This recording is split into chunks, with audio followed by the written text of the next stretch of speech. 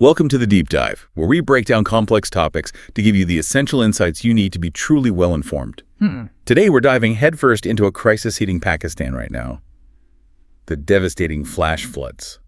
It's August 2025, and the news coming out of Khyber Pakhtunkhwa, it reveals just a massive and heartbreaking scale of human loss and destruction. That's right. And for this deep dive, we've synthesized quite a wealth of recent reports and analyses. We're drawing from some really harrowing ground-level accounts, updates from international relief organizations, and, detailed scientific reviews to try and paint a comprehensive picture. So our mission today is really to go beyond the immediate headlines. We're not just looking at the tragic toll of these floods, but also, their long-term consequences. Yeah, a whole ripple effect. Exactly. And the incredibly complex interplay of natural and human factors driving them. And crucially, what's being done and what still needs to be done to build resilience in a nation that is, unfortunately, one of the world's most vulnerable. Let's unpack this. So the immediate impact of these August 2025 floods it's just devastating. The death tolls, while they're varying slightly across reports, which, kind of speaks to the chaos of it all. Yeah, the fog of disaster. Right. They consistently hover between, say, 330 to over 400 people killed. And this isn't just a statistic. It really underscores the sheer immediate humanitarian catastrophe unfolding. Absolutely. And on top of that, hundreds have been injured, and the latest figures suggest around 50 people are still missing, still unaccounted for. Which is just terrifying for those families. It is. And what's particularly heartbreaking is identifying the epicenters of this devastation. Buner in Khyber Pakhtunkhwa seems to have suffered the heaviest losses. Really hit hard. Incredibly hard. One report stated over 200 deaths in just 48 hours. Wow. Yeah. Other severely impacted districts across the region, places like Shangla, Mansehra, Swat, Bajar, Badagram, they also report significant fatalities. It highlights how widespread and relentless these flash floods have been, especially across those vulnerable mountainous communities.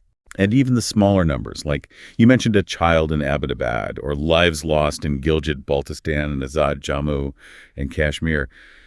Each one is just a profound individual tragedy. Exactly. Each number is a person, a family shattered. And beyond the tragic loss of life, the physical landscape itself, just decimated. The destruction of infrastructure is so widespread. Yeah, we're talking hundreds of homes destroyed. Reports are indicating like over 150 homes fully or partially damaged, just gone. And schools, too. Dozens of schools, 57 in Khyber Pakhtunkhwa alone, according to one source, have also been damaged. Critical roads are cut off by landslides, isolating entire communities. So people can't get out, aid can't get in easily. Precisely. And areas like Buner have lost electricity, mobile signals, just cut off. And then there was that truly somber development, the provincial government helicopter crashing during a relief mission. Yes, that was just awful news. Tragically killing all 5 crew members who were trying to help. It adds another layer of tragedy to the whole situation. It really does. And, when you hear accounts from those who actually endured this, the raw numbers and facts,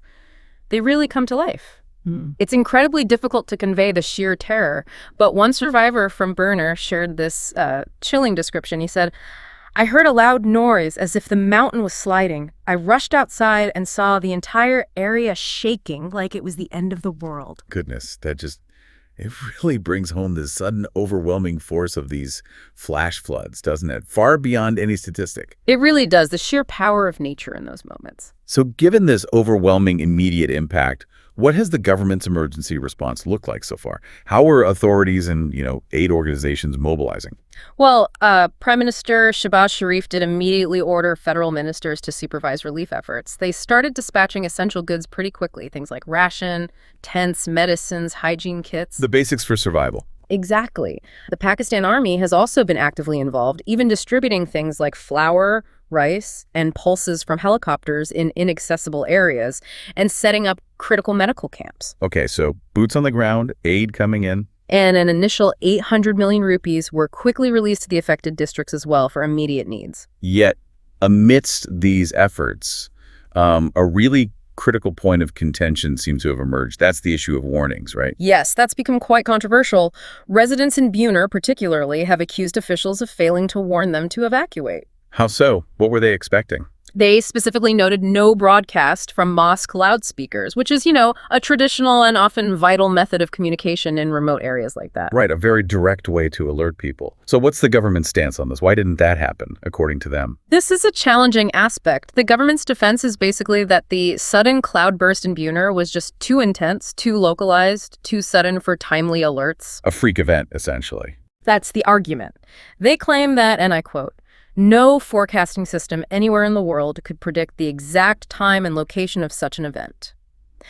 The National Disaster Management Authority, the NDMA, did state that, look, monsoon preparedness began way back in February 2025. So they were getting ready, generally? Right. But they maintain the Buner devastation was specifically this sudden, unpredictable cloudburst that overwhelmed any standard warning protocols. Okay. So despite those challenges with predicting these specific, very intense events, rescue workers are still out there. Oh, absolutely. About 2,000 personnel from KQ Rescue 1122, for example, are still actively searching for missing persons.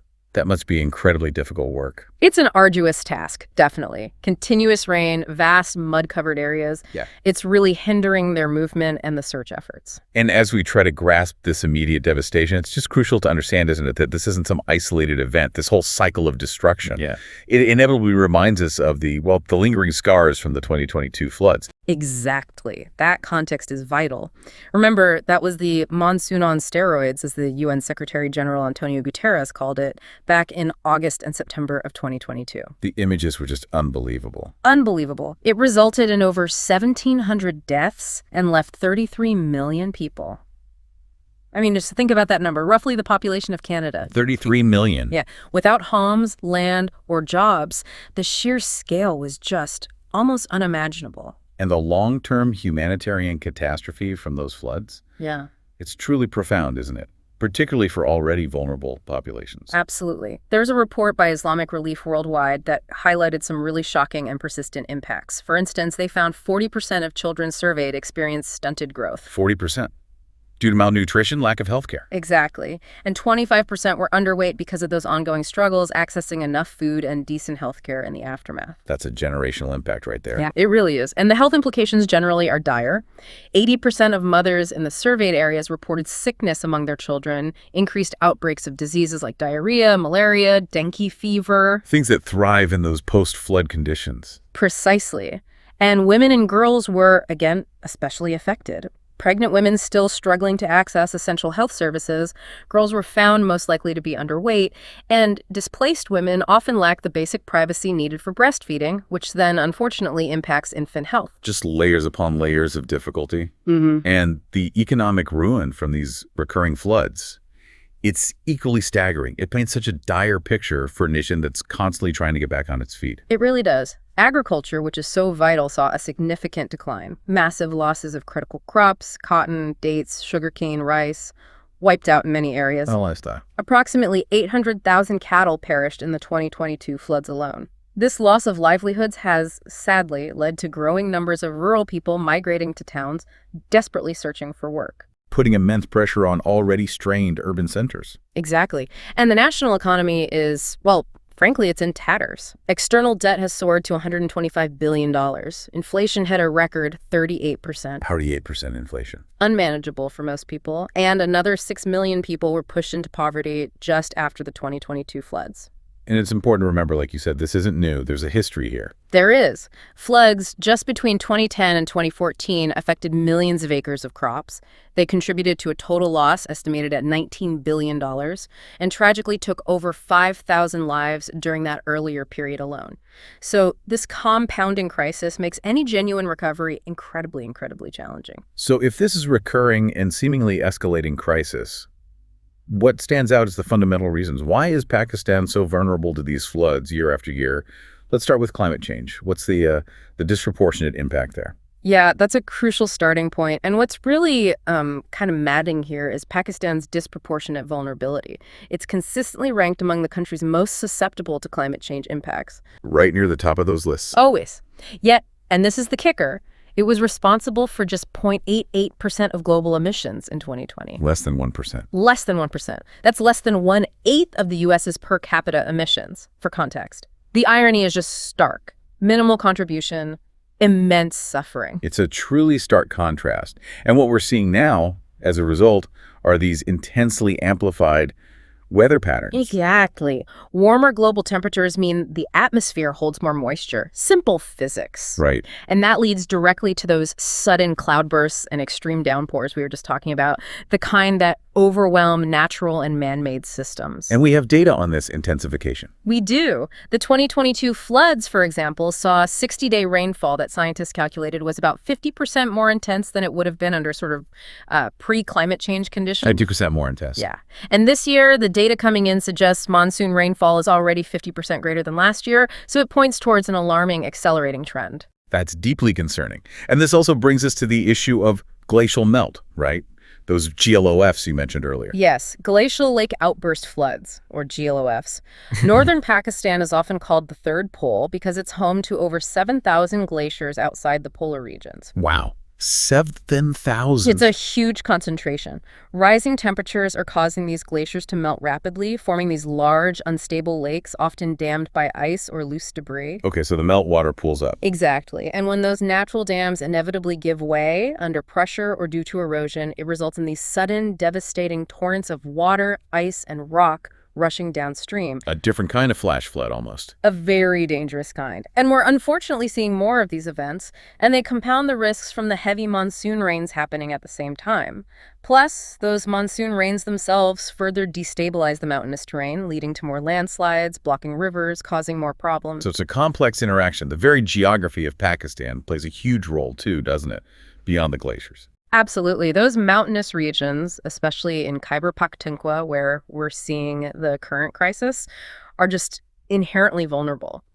The steep terrain means water from intense rainfall or a GLOF event flows downstream incredibly quickly. No time to soak in. Very little. Oh. It turns what might be just heavy rain in flatter areas into a destructive flash flood with immense speed and force. Hard to escape, hard to predict precisely where it'll hit hardest. And of course, it's the monsoon season itself. These rains are expected, right? They usually run June to September. Correct. They deliver about 3/4 of South Asia's annual rainfall, so landslides and some level of flooding are historically common during this period. Well, what's changing? Well, what we're seeing now is not just common, it's becoming extreme. Monsoons seem to be starting earlier, sometimes late June instead of mid-July, and crucially, they are significantly more intense and much more unpredictable in their behavior, like these cloudbursts. So natural factors amplified by climate change. But it's not solely about nature's forces, is it? Human-induced factors are tragically making things worse. Oh, absolutely. They are exacerbating the problem significantly. Take encroachment, for example. Building where you shouldn't build. Essentially, yes. When structures like hotels, houses, markets are built directly on riverbeds or in natural floodplains, they obstruct the natural flow path of water. Like putting a blockage in a pipe. Exactly. This not only increases the speed and force of the floodwaters when they come, because they're channeled and constricted, but it also dramatically amplifies the damage downstream and upstream. We're even seeing urban flash floods increasing with just moderate rainfall now, simply because stormwater drains are encroached upon or blocked. And then there's the issue of deforestation. That comes up a lot. It's critical.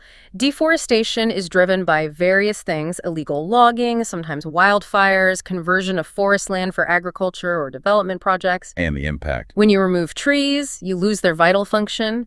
Tree roots hold the soil together, and the forest canopy intercepts rainfall, allowing it to soak into the ground more slowly. They act as a natural sponge and a barrier. Pakistan, sadly, has the highest deforestation rate in South Asia. Its forest cover has shrunk by an estimated 18% in just 33 years. 18% loss. Yes. In Swat, for instance, which is frequently flood-hit, reports suggest 30 to 40% of the forests have been destroyed over time.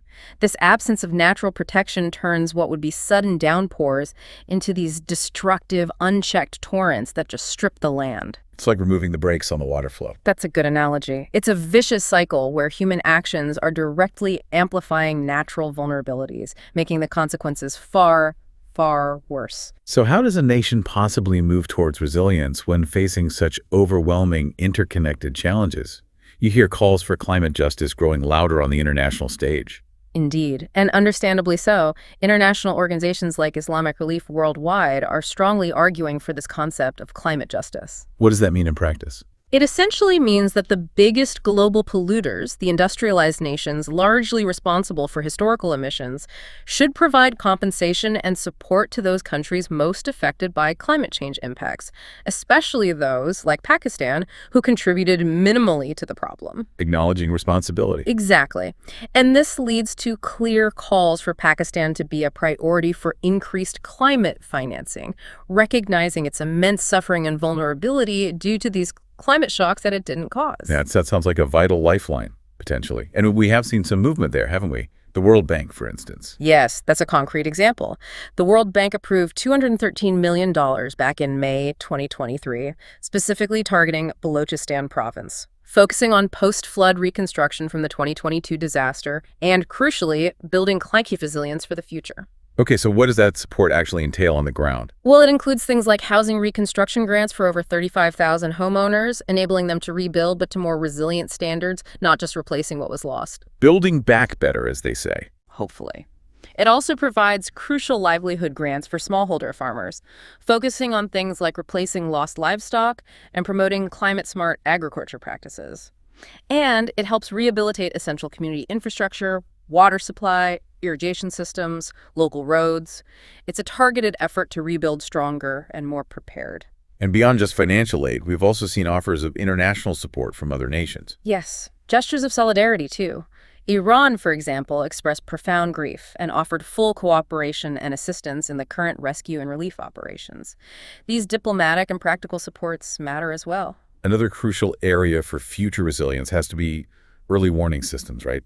EWS. Absolutely critical. There's the GLOF2 project, for instance, which is actively installing these systems in 24 vulnerable valleys across Khyber Pakhtunkhwa and Gilgit-Baltistan. Specifically for those glacial lake outburst floods. Yes, to warn communities specifically about GLOFs and other related climate-induced disasters.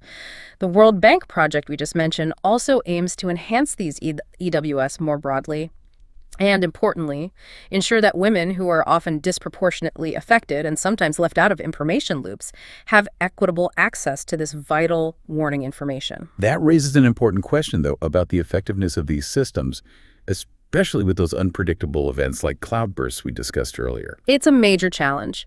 The government acknowledges an early warning system exists using satellite imagery, meteorological data, sending alerts through media, community leaders, etc. Yeah. But they also openly admit struggling with predicting those very sudden, very localized cloudbursts. Experts generally agree that while floods, especially flash floods, cannot be entirely prevented, their devastating effects can certainly be minimized by effective, timely, advanced warning systems. So it's a constant push for better forecasting technology, better models, and faster dissemination down to the community level. Getting the warning out in time and in a way people can act on. Exactly. That last mile is crucial.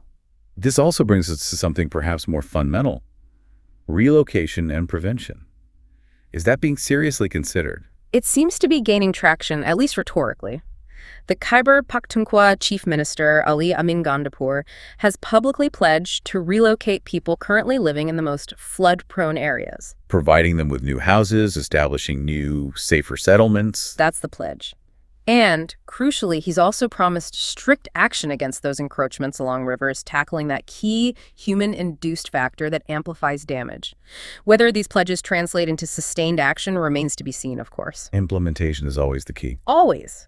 And in the meantime, the National Disaster Management Authority, NDMA, is doing what it can on the prevention front by issuing public advisories, strongly urging citizens to simply avoid travel to hilly and known disaster-affected regions during this ongoing monsoon season. Just stay away if you can. It's about immediate safety, reducing exposure, but it's also a stark recognition of the ongoing pervasive risks in these areas right now. So, ultimately, the long-term vision, it really requires these comprehensive approaches, doesn't it? Moving, as one report put it, from rhetoric to reality. Precisely. It means genuinely strengthening institutional capacity, not just nationally, but right down at the provincial and local levels for better preparedness and response before disaster strikes. And crucially, it involves ecological restoration, like restoring those degraded watersheds we talked about, reforestation. Addressing the root causes, both environmental and structural. It has to be a holistic, multifaceted approach. Yeah. And it needs sustained commitment, not just reactive reacting to the latest disaster. So what does this all mean for you, our listener?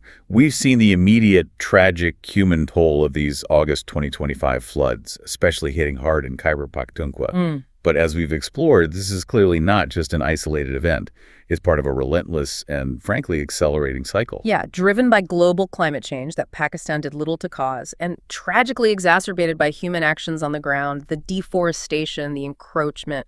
And the vulnerability of these communities is just amplified by these intertwined forces, making this cycle of destruction and rebuilding seem almost unending sometimes. It does feel that way, which raises a really important, maybe uncomfortable question for all of us. Given Pakistan's minimal contribution to the global emissions driving this crisis, but its immense suffering from these climate shocks, and given this ongoing struggle between trying to provide timely warnings for events that are becoming inherently less predictable, like these cloudbursts, what does true global and local responsibility really look like in this new era of intense climate shocks? How do you build genuine resilience when the very landscape is shifting beneath people's feet, when the cycle of devastation and recovery, or attempted recovery, just appears to be repeating, perhaps getting worse? Exactly. How do you break that cycle? It's a question, I think, that demands really deep thought and, frankly, urgent action from us all, locally and globally.